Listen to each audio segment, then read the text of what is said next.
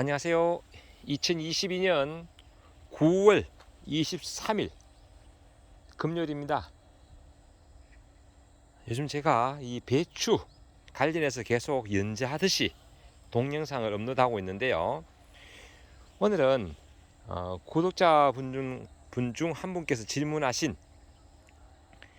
이제 생육기의 비료 관리, 특히 생육 후기까지 그런 관리, 어떤 식으로 비료, 영양분 공급을 하면 좋겠는가, 이런 질문이 있어가지고 제가 겸해서 제가 답글 겸해서 제가 영상을 업로드 해드리겠습니다. 사실 그게 대단히 중요한 거예요. 지금 참고로 요게 지금 텃밭이고요. 자가수육은 제가 배추, 무, 양파, 배추, 무, 당근, 상추 이런 거 심었는데요. 대략 한 23m, 23m 이렇게 심었는데, 요즘 이제 여기 제가 8월 13일 파종했으니까요. 이제 오늘 제가 따지면 약 파종 후 40일입니다. 40일은 진짜 대단히 중요한 시기입니다. 지금부터 또 한 40일. 그러니까 파종 후 40일부터 이제 40일간은 특히 비료, 비배 관리 이 부분이 대단히 중요한 시기다 라는 말씀을 드리면서, 먼저 이 배추에 대해서 한번 전반적으로 훑어보겠습니다. 오늘 좀 새벽에 돼가지고 이슬이 차다. 예, 이제 온도가 최저 온도 9도, 10도까지 떨어지니까요. 아침에 이슬도 차네요. 예, 이렇게 온도가 좀 떨어져야지 배추는 결구가 잘 됩니다. 먼저 제가 배추의 특성에 대해서 잠시 한번 말씀드려 보겠습니다. 배추 특성요. 먼저 배추는 잘 아시겠지만은 김장배추 하듯이 가을에 심습니다. 왜? 혼행성, 시원한 기후를 좋아합니다. 혼행성 작물로 대략 한 18도씨에서 한 20도씨가 적온입니다. 생육 적온. 그런데 이렇게 결구 이제 슬슬 쌈을 싸려고 배추잎들이 안쪽으로 모아지고 있습니다. 이렇게 막 좀 불규칙적으로 점점 잎들이 이렇게 모이고 있는데, 이렇게 결구 적온, 합장하듯이 기도하듯이 손이 모아지듯이 이렇게 모아지는 결구 적온은 그거보다 조금 낮은 한 15도씨에서 한 18도씨입니다. 그러니까 지금 요즘 최저온도 한 10도 내외, 그리고 한낮 더위가 한 24도 내외, 이럴 때 이제 결구가 되기 시작한다, 그렇게 보시면 되고요. 그래서 배추는 파종 적기가 중부지방, 우리 경북 상주 같은 경우는 8월 10일에서 한 15일 사이가 파종 적기입니다. 제가 8월 13일 파종을 했는데요. 그리고 모종은 정식 적기는 8월 한 25일에서 한 9월 한 5일 정도, 대략 한 8월 한 하순에 정식을 하면 적당합니다. 적당하다. 그리고 배추는 이게 어떻게 하면 잘 자라요, 어떻게 하면 알이 잘 차요, 어떻게 하면 맛있습니까? 라고 하는데, 한 가지로 되는 것이 아니다. 한 가지로 되는 것이 아니다. 환경이라든지 비가 많이 온다든지 이러면 또 물음병이 생기고요. 또 너무 가뭄이 생기면 또 한해 좀 그런 또 가뭄 피해도 생기고 하기 때문에, 어떤 환경, 그리고 어떤 비료를 어떻게 주느냐, 비료, 그리고 토양 조건. 사실 땅만 살아있으면요, 진짜 배추가 잘 자랍니다. 기본 땅을 잘 만들어 놓으면 사실은 우끄러미니 이런 거 참 좀 덜해도 돼요. 예, 그런 토양 조건, 그리고 이제 병해충, 예를 들어서 배추 잎벌레, 그래서 배추 벼룩 잎벌레, 그리고 파반나방 이런 것들, 그리고 물음병, 노균병, 이런 병해충, 관련해서 이제 농약을 어떻게 사용하느냐, 이런 것이 모든 것이 상호 작용을 해서 성장을 합니다. 이제 본론적으로 이제 비료 이야기 하겠습니다. 비료. 제가 지난번에 한번 우끄럼 하는 것 한번 제가 시연해 드렸어요. 포기 사이에 지금은 꽉 차서 사실 하기 힘듭니다. 이렇게 벌려가요. 그 사이에 넣기가 힘들다. 또 이렇게 자랐으면 벌써 뿌리가 이제는 옆에 포기와 옆에 포기의 뿌리가 서로 맞닿았다 보시면 됩니다. 그래서 이제는 엔케를 하기는 좀 곤란하다. 원래 비료는 이제 비료로 순순할 것 같으면요, 인면시 안 하고 이제 정식하고 10일 뒤에 파종하고 약 한 30일 아니면 한 25에서 30일 요때 포기 사이에 구멍을 또 파고를 하고 지난번 이제 보여드렸듯이 1차적으로 요소를 하든지 아니면 NK를 그 작은 스푼으로 한 스푼 정도 그렇게 넣어주는 것. 예, 그게 대단히 중요하다. 왜? 이게 비료를 한다고 해서 바로 먹는 게 아니거든요. 보통 한 10일 뒤에 놓고 난 다음에 10일 뒤에 먹는다고 생각하시면 이제 비료가 가장 많이 필요한 시기가 지금부터입니다. 그동안 자란 것은 밑거름에 있던 비료 가지고 이렇게 배추들이 성장했고 지금부터는 이제 추비 웃거름으로 주는 비료로 성장을 한다. 이렇게 보시면 됩니다. 네, 그렇게 보시면 되고 그래서 이제 지금부터 이제 웃거름을 어떻게 관리하느냐 이런 부분에 대해서 한번 제가 설명드려 보겠습니다.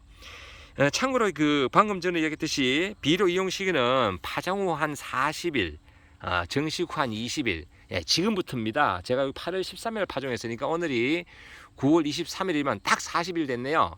지금 요 단계부터 이제 결구가 이루어지고 쏙잎이 많이 생기고 한참 배추가 힘을 내야 될 시기입니다. 요 시기에 이제 양수분이 이제 급격하게 필요한 시기인데요. 요때 가뭄이 든다든지 이러면 성장에 대단히 저해를 받습니다. 특히 물이 부족하면 뭐가 부족하냐? 물간부를 통해서 그 칼슘이나 이런 모든 영양분이 공급이 되거든요. 그렇기 때문에 요 시기에 물 부족은 배추 생육에 대단한 문제가 된다. 그렇기 때문에 가뭄이 타지 않도록 물은 4 내지 5일간 비가 자주 오는 것 같으면 걱정 안 하셔도 됩니다. 4 내지 5일에 한 번씩 한 번에 줄 때 푹 주고 너무 매일 주는 건 좋지 않습니다. 매일 주면 물음병이 생길 수 있다. 물론 온도가 뚝 떨어지면 뭐 물음병은 덜하겠지만 물음병은 고온성병입니다. 갑자기 가을 날씨가 또 따뜻할 때도 있거든요. 결구가 되는 과정에 갑자기 가을 날씨가 따뜻하다. 그럴 때는 또 물음병이 올 수 있으니까 별도로 제가 물음병 약 이런 부분도 나중에 별도로 설명드리겠지만은 그 물주기는 4 내지 5일에 한 번씩 그렇게 하시면 좋다. 그리고 이제 그 보통 이제 그 NK는 1차 때 하시고 난 다음에 다시 한 10일에서 15일 뒤에 추가로 하시면 되는데 그게 사실 보시다시피 이렇게 꽉 차서 하기 힘듭니다. 그러면 어떻게 하느냐?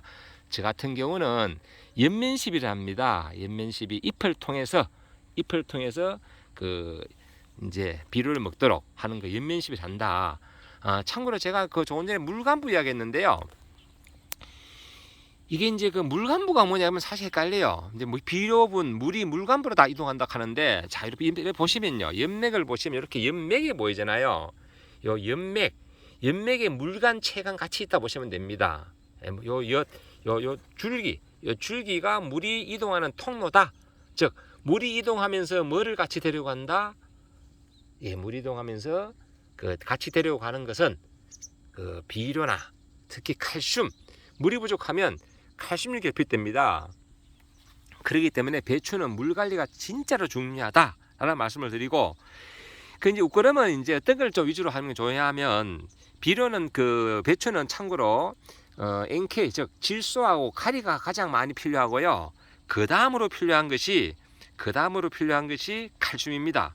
칼슘 그리고 붕소, 마그네슘 뭐 이런 게 필요한데요. 그래서 이런 것들이 같이 들어가 있는 것들을 공급해 주면 좋다. 여기서 이제 배추에 그 배추를 좀 맛있는 배추, 튼튼한 배추, 알이 꽉 찬 배추를 만들려면 특히 뭐를 많이 해야 되느냐? 칼슘을 해야 됩니다. 그런데 칼슘은 이제 칼슘이 공급되고 이동되고 하는 그게 언제까지냐? 결구가 돼가지고 알이 차면 더 이상은 공급이 안 됩니다. 그래서 결구되기 전 지금부터 알이 꽉 차면서 이제 완전히 모아질 때까지 이때 칼슘을 그 연면시비에서 공급해주면 좋다. 참고로 칼슘은 바짝만 할 때 밑거름 필수고요. 밑거름 필수. 예를 들어서 저 옆에 있는 파라든지 이런 것들도 칼슘이 들어가자면 쪽파도 마찬가지입니다. 양파 마찬가지고요. 이 끝이 노랗게 됩니다. 마찬가지로 이 배추도 칼슘이 결핍되면요. 칼슘이 결핍되면 그 나중에 배추 그 쏙잎을 보면요. 예를 들어 쏙잎을 한다면 이런 쏙잎에 좀 거뭇거뭇하게 뭐 작은 검은 점이 박히거나 거뭇거뭇하게 되고요. 그리고 나중에 결과가 되었을 때 배추를 썰었을 때 상단부에 상단부에 갈색으로 잎끝이 좀 무른다고 하죠. 그러니까 세포벽이 약해져 가지고 끝이 무른다. 그건 칼슘 결핍입니다. 칼슘 결핍. 그리고 붕소도 결핍되면 그래요. 즉 칼슘과 붕소는 같은 한 집안이라 보시면 생각하면 제일 편합니다. 배추에서 그만큼 붕소도 중요하다. 배추는 붕소가 되게 많이 필요한 작물입니다. 붕소. 예, 붕소, 붕소, 붕사, 붕산 이러는데 같은 겁니다. 조금 이따가 다시 한번 더 설명드리기로 하고 이거는요. 예를 들어서 붕사가 결핍되면요. 어떤 부분이 문제되는가 하면 배추의 잎에 보면 이렇게 흰 부분을 쭉 늘리려고 합니다. 우리가 목 밑에 있는 뼈를 늑골이라고 하죠. 늑골. 예, 늑골. 마찬가지로 이것을 중늑이라고 합니다. 가운데 있는 뼈. 요게 중늑이라고 하는데 요 부분이 거뭇거뭇해지는 부분도 있죠. 나중에 김치 먹을 때 보면요. 김치 보면 요 하얀 부위에 거뭇거뭇한 부분을 발견할 수 있습니다. 그게 붕소 결핍입니다. 그만큼 칼슘과 붕소는 서로 상호작용, 서로 도와주는 작용을 합니다.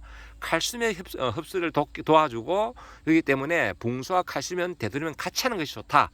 연민시비 학원할 때 요거 다시 한번 요거 말씀드리고 또 칼슘이 하는 역할은 세포벽의 구성원으로서 이 잎에 있는 모든 세포마다 그 벽이 있는데 그것을 좀 단단하게 한다. 마찬가지 붕소도 마찬가지다. 그래서 붕소가 결핍되면 아까 얘기했듯이 끝이 이렇게 무른다든지 중간 부위에 이렇게 중력 부위에 검은 점이 생긴다든지 칼슘도 마찬가지입니다. 그래서 칼슘과 붕소는 지금부터 대단히 중요한 시기다. 아이고 닭장에 닭이 꼬꼬댁하네요. 예, 이런 말씀을 드리고 자 그러면 이제 그만 연면시비라면 어떤 식으로 하면 좋으냐? 연면시비는 좀 다양한 특히 배추는 질소질이 많이 필요하다. 언제까지? 수확 한 2주, 3주 전까지는 많이 필요하다. 마그네슘 마찬가지고요. 그래서 제가 제 창고에 있는 영양제 몇 개 좀 꺼내고 곁들여서 한번 설명드려 보겠습니다. 먼저 우리가 흔히 헷갈리는 아마 초보 처음 우리 귀농하신 분들은 되게 헷갈릴 거예요. 붕사, 붕소, 붕산. 자, 요거 한번 설명드릴게요. 요거 보시면 이거 필요는 없다. 요거는 붕사라고 되어 있습니다. 요거는 잎상으로 되어 있죠. 잎상. 요거는 깁입니다. 깁이 뿌려주는 거. 동글동글 이렇게 잎상으로 되어 있습니다. 요거는 밑거름용 깁이고요. 요거는 연면시비 하는 것이 아니고 다음에 붕산. 요게 이제 참고로 붕소는 우리가 16원소 할 때 질소, 인산, 가리, 칼슘, 붕소 이렇게 안에 명칭으로 보시면 되고요. 붕산은 우리 잎상으로 뿌려줄 때 쓰는 용어. 비료에서 대부분 이걸 통일해서 사용하고 있어요. 붕산은 연면시비용입니다. 연면시비. 참고로 녹에서 관주도 가능하다. 관주. 나는 밑거름으로 붕사를 하지 않았는데 어떻게 하면 좋으냐? 그럴 때는 이 붕산을 희석을 해서 조리로 물을 주듯이 간주를 해도 되고요. 또 연민시 하시면 됩니다. 참고로 사용량은 보시면 1000배 하우스 같은 경우는 고온이니까요. 그때는 한 1500배 하시면 됩니다. 배추가 여기 있네. 배추, 무 이런 엽채류들 노지하고 비닐하우스는 보시면 다릅니다. 파종 20일부터 너무 생육 초기부터 할 필요는 없고요. 이렇게 10일 간격으로 1100 그러니까 1100이면 이렇게 20g 물 한 말당 20g 넣으시면 되고요. 그리고 이제 전체적으로 질소, 인산, 가리 이런 거 하시면 오늘 마침 꺼낸 거는데 요거 지난번 보여드렸었죠. 복합 NG 요게 보시면 요게 마그네슘제인데요. 엽록소 형성 강합성 능력 정대되어 있는데 지난번 설명드렸듯이 질소가 4%, 인산이 3%, 수용성 가리가 3%, 그리고 고토가 9.5%, 나머지 이렇게 아연이나 붕소 이렇게 연면시비용 보면 대부분 다 붕소가 들어있습니다. 그리고 마찬가지 이런 것 하셔도 되고요. 제가 자주 사용한다고 말씀드렸죠. 요거 SB 미네랄 요것도 마찬가지입니다. 보시면 역시나 이렇게 보시면 24가지가 함유되어 있는데 질소, 인산, 칼륨, 수소, 칼슘, 마그네슘, 황 쭉 내려오서 역시나 붕소, 망간, 아연 예, 아연도 중요합니다. 이런 게 들어있다라는 말씀을 다시 한번 드리고, 이런 것들을 수시로 해서 살펴하시면 되고요. 그런데 이제 이런 것들을, 예를 들어서 이제 붕소를 다 이제 그 알이 차고 난 다음에 더 이상 할 필요가 없다 싶을 때는 또 질소질을 끝까지 계속 하시면 배추가 맛이 없습니다. 그때는 어떻게 하느냐? 요런 불이요. 가격이 되시면 싼 것만 설명드립니다. 요 대유 불이요. 이런 걸 하시면 됩니다. 이 보시면 뭐 인산이나 황, 그리고 아연, 가리, 그리고 보시면 이렇게 마그네슘의 붕소, 여기도 역시나 붕소가 들어있습니다. 여기 들어있는데 이런 것들 생육 후기하시면 맛있는 배추가 된다라는 말씀을 거듭 드립니다. 이렇게 이런 것들 한 10일 간격으로 연면십에서 후기 관리하시면 되고요. 자, 참고로 물주기는 그러면 언제까지면 좋으냐? 요 40일부터 이제 한 80일 사이, 이때는 물주기가 참 필요한 시기입니다. 알이 차는 시기는. 그리고 생육 후기에 물주기를 너무 끝까지 하시면 이제 이게 물배초가 돼요. 그러면 이렇게 잎이 두터워지고 물이 많아집니다. 그러면 나중에 김장을 했을 때 김장이 물러져요. 그러니까 너무 후기에는 물을 주시면 안 됩니다. 보통 뭐 10월 이후에는 사실 또 비도 많이 오지 않는데, 비가 오는 건 어쩔 수 없는데 일부러 물을 수확 전까지 계속 주시면 안 됩니다. 최소한 그 뭐 너무 고온이다 아니면 또 가물다 싶으면 한 2주 전까지 몰라도 한 3주 전부터는 이제 물을 끊으셔야 된다. 예를 들어서 이제 저런 벼농사도 마찬가지예요. 벼농사들도 결국은 이제 나중에 호수기죠. 그러니까 지금 수확 한 35일, 그러니까 보통 이제 9월 이때 이맘때 9월 한 25일 이후에는 물을 끊거든요. 그러면서 이제 논물을 말립니다. 그래야지 또 수확에도 좋고요. 또 밥맛도 좋습니다. 그래서 배추도 마찬가지다. 물주기는 그렇게 하시더라도 내가 언제 수확할 것을 감안해 가지고 수확 3주 전부터는 물주기를 이제 중단하셔야 된다. 그래야지 맛있는 배추가 됩니다. 맛있는 배추가. 이 부분 다시 한번 제가 언급해 드리고요. 저렇게 전반적으로 오늘 배추의 특성부터 시작해서 이제 뭐 예를 들어 혼행성, 시원한 데서 잘 자란다부터 시작해서 이렇게 비료 관리까지 설명드렸는데요. 무엇보다도 이렇게 지금 건강할 때 계속 건강 관리를 유지를 해야지 맛있는 배추가 된다.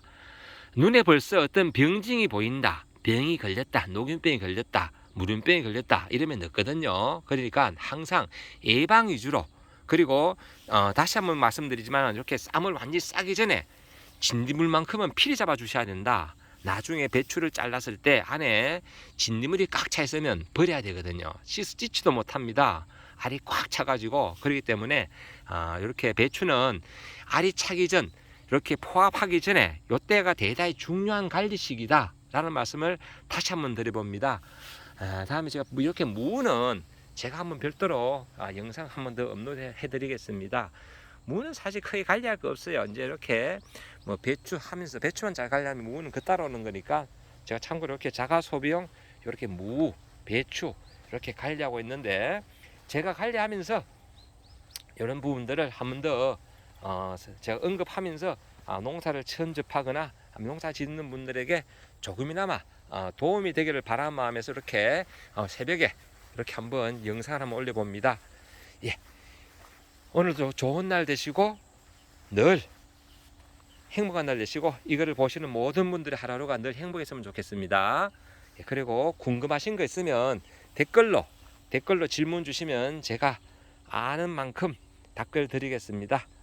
참고로 농사는 과학입니다. 이렇게 과학적으로 하면 농사가 잘 됩니다. 즉 실패 확률이 줄어든다. 그래서 배운 만큼 그만큼 성공 확률이 높다. 예스 고생해서 실패하면 안 되잖아요. 그렇게 한 말씀 드려보겠습니다. 예, 오늘도 좋은 날 되십시오. 감사합니다. 이렇게 이제 잎들이 불규칙적으로 이렇게 막 형성이 되면서 이렇게 모아집니다. 여기 모아지는 단계입니다. 처음에는 이렇게 예쁘장하게 펼쳐진 잎들이 이렇게 모아지고 있습니다. 이렇게 요 단계에서 나중에 합쳐지게 되죠. 이렇게 요게 이제 결국의 전 단계입니다. 지금 오늘 파종 후 40일. 예, 감사합니다.